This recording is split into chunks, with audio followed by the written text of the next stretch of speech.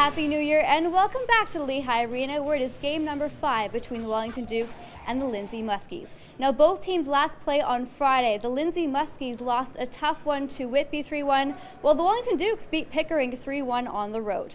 Well, New Year means new changes for both clubs, and for the Wellington Dukes netminder, it is game number 2. Logan Bateman is coming over from the Nepean Raiders, and he had an excellent start on Friday. But for the Lindsay Muskies, they've lost 2 keys to their offense. Nick Lund is currently out with an undisclosed injury, and Calvin Watson went over to the Sault Ste. Marie Greyhounds over the holiday season. I'm Lindsay Herron, and I'll have player interviews throughout the game, but first, let's send it upstairs to David Foote and Alex Mahar. Thank you, Lindsay. Yeah, new year and changes on both sides for the Wellington Dukes. A bit of a surprise with Ole Lafreniere leaving the club to head to Laurier University and pursue his education and playing career there. And that means that Logan Bateman gets to fill some pretty big shoes for the Dukes the rest of the way out pretty well. Yeah, Ole Lafreniere was a huge piece of this Wellington Dukes defense. He played a lot of games. He was among the leaders in a lot of goaltending statistics around the league. And Logan Bateman's going to have to come in and do a bang-up job. He got a win in his debut on Friday night, and he's just going to have to keep the ball rolling here. Let's take a look at the starting goaltenders this afternoon. 19-year-old Dearborn Heights, Michigan's Dean Buchholz making the start for the Lindsay Muskies. 21 games played, 2 wins, 19 losses. A shutout in those victories, though. A 401 goals against, an .895 save percentage as he makes his first start against the Dukes this season. Across the pond, Logan Bateman makes his home debut for the Wellington Dukes. Picked up the victory, as we mentioned, in Pickering on Friday night. Certainly did get the stick up, but we've seen worse cross-checks go uncalled. Here's a shot, they score! Zach Ewens from the point. And Wellington get on the board with a power play goal.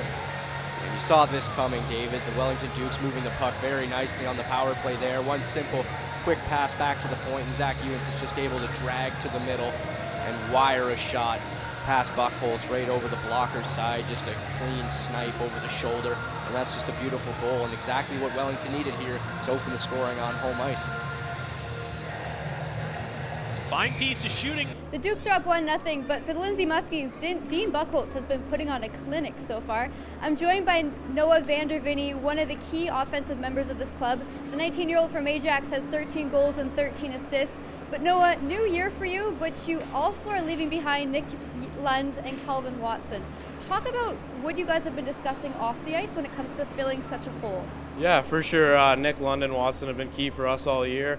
It's when you have guys like that out of the lineup, it's tough, but other guys got to step up and continue to fill their shoes right now. The right wing side here by Gonzalez, trying to dance around a check. In is Massey with a low shot. Rebound, score! Elijah Gonzalez following up the play, hammering home to make it 2-0 Wellington. And just like we were mentioning on the top there, this line has had the puck a lot, and they get an odd man rush here. And Dylan Massey, a great play, just keeping it simple down the wing. He had a couple of men with him, decided to throw it on goal and hope for a rebound, as you see here. The low shot, which creates tons of problems there for Buchholz, and Elijah Gonzalez going to the net with his stick on the ice, deposits that rebound upstairs, 2-0 Dukes. Block on Rinaldi. Good move by Roger at the line. He'll turn it in. Rinaldi tapping off for Vitucci, looking for the pass across. They score! Ben Woodhouse will tap it in. Not with as much authority as he would have liked, but it gets over the line, and the Dukes have a 3-goal lead. Great pressure by the Wellington Dukes to keep this play alive, not once but twice. And then Ben Roger makes a great move on the line and stays with it. Andrew Rinaldi gets it, drops it to Vitucci, and the nice patient feed there by Vitucci backdoor to Woodhouse to make this game 3-0. And it's going to make it awfully tough for the Lindsay Muskies now to crawl back into this one. Great look right there at the pass across, and it may have been deflected while making big strides again on the score sheet or not. Making big strides in his sophomore season. Sprawling out was Bateman. Now he's going to have to face a shot, but he won't be able to stop it. That's a beauty from Noah Vandervine as he dangles his way in and backhands it to the roof and cuts in to the Wellington lead. Noah Vandervine now picks up his team leading 27th point and 15th goal with that marker. And that's just an absolutely beautiful play to stay with it, and the finish was even better on the backhand as you see him go in, stay with that, avoid the poke check, and he absolutely roofs that over Bateman. Not much he can do there, as you got to tip your cap to Vandervine. Pretty well undressed. Bateman had sprawled out to try to make a save, and there's Jake Brookton-Hill with a 3-goal lead. A fortunate bounce to him, and the 16-year-old Belleville native has his 7th of the season. Now, I was just about to say the Lindsay Muskies get a very important goal late in this second period, but Brookton-Hill, who has been playing with Usinger on that 4th line all night, making his presence felt and giving John Druce a reason to give him face-offs in the offensive zone like that. Beautiful goal by Ben Woodhouse. Ben Woodhouse, Elijah Gonzalez, and Jake Vruden all got goals for John Druce, but also Noah Vandervine from the Lindsay Muskies also got another one. Right now, after 2 periods of play, we're standing at 4-1, and standing beside me is Dan Panetta, who in his rookie year got the OJHL banner. During our last home game, you were standing with Dawson Ellis, Colin Doyle, others looking at that banner raised just above us. What did that feel like for you? Obviously a really special feeling. It was a lot of hard work. It was a really special year we had, and seeing all those guys back at the rink again, just unreal feeling, surreal. We've talked a lot about the implications of playing a divisional game. Let's take a look at the standings as they sit heading into the game this afternoon, as the Wellington Dukes try to make a bit of a move. There you see the Cobourg Cougars still ahead with 49 points, Whitby 48, Trenton as well 48, Wellington still 7 points back with about 20 games, just under that or so to play. Pass over, Gilmore back to the point, no shot from Fallowfield. Quick give and take with Gilmore, fires and scores! The captain with the power play goal, assuming nobody touched it on the way. And if that's the case, Tim Fallowfield's got his 4th of the season, and the Dukes have their 4-goal lead. Yeah, and Tim Fallowfield's 23rd game of the season. This will be his 11th point on the goal, and I believe the shot just beats Buchholz clean. He was screened in front, and yeah, it just beats him clean.